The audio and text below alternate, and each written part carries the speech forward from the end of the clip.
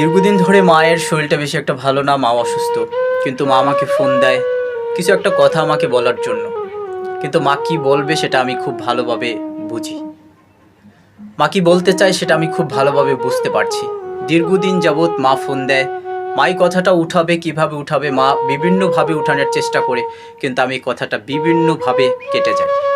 আজকে মাকে সরাসরি বলে দিছি, মা তুমি যেই কথাটা বলতে চাও, আমি তোমার কথাটা, আমি তোমার মনের অবস্থাটা বুঝতে পারছি, তুমি আমাকে কি বলতে চাও এবং এই পর্যায়ে দাঁড়িয়ে তুমি আমার কাছ থেকে কি চাও। কিন্তু মা একটা কথা বলি, আমি তোমার এই কথাটা রাখতে পারবো না কখনো। কারণ তুমি তো জানো আমার জীবনে কি ঘটে গিয়েছিল, সেটা তুমি খুব ভালোভাবে জানো। কিন্তু আমি তোমার এই কথাটা রাখতে পারবো না। তখন মা নীরব হয়ে গেল। তখন মা একটা নিঃশ্বাস ছেড়ে বলল যে, বাবা তোর জীবনটা এভাবে এলোমেলো করে দিল, সে কিভাবে শান্তিতে থাকবে, আমি আল্লাহর কাছে ফরিয়াদ জানাবো। তখন মার কাছে বললাম, মা তোমার হাতে ধরি, তোমার পায়ে ধরি, তুমি এই কথাটা উঠিয়ে নাও।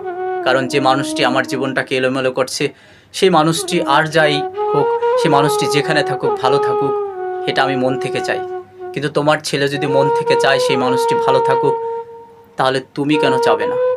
আমার দিকে তাকিয়ে তোমার চাইতে হবে সেই মানুষটি যেখানে থাকুক ভালো থাকুক। কিন্তু এই পর্যায়ে দাঁড়িয়ে মা তোমার এই কথাটাই রিকোয়েস্ট আমি রাখতে পারবো না। তোমার জন্য আমার জীবনটাকে কোরবান করে দিব। তোমার টাকা থেকে শুরু করে যেখানে যেই সমস্যা হয়, আমি আমার জীবনের বিনিময় হলো তোমার সেই চাহিদা পূরণ করার চেষ্টা করব। তোমার অন্য অন্য ছেলেরা তোমার পাশে যদি না থাকে, আমি তোমার পাশে থাকবো। তখন মা চোখের পানি ছেড়ে বলল, বাবা তোর যেটা ভালো মনে হয় তুই সেটা কর। হয়তো তোর এই জিনিসটা আমি আর দেখতে পারবো না, আমার ভাগ্যে নেই। তখন আমার কাছে কতটা খারাপ লাগছে, কতটা পরিমাণ খারাপ লাগছে সেটা আমি জানি।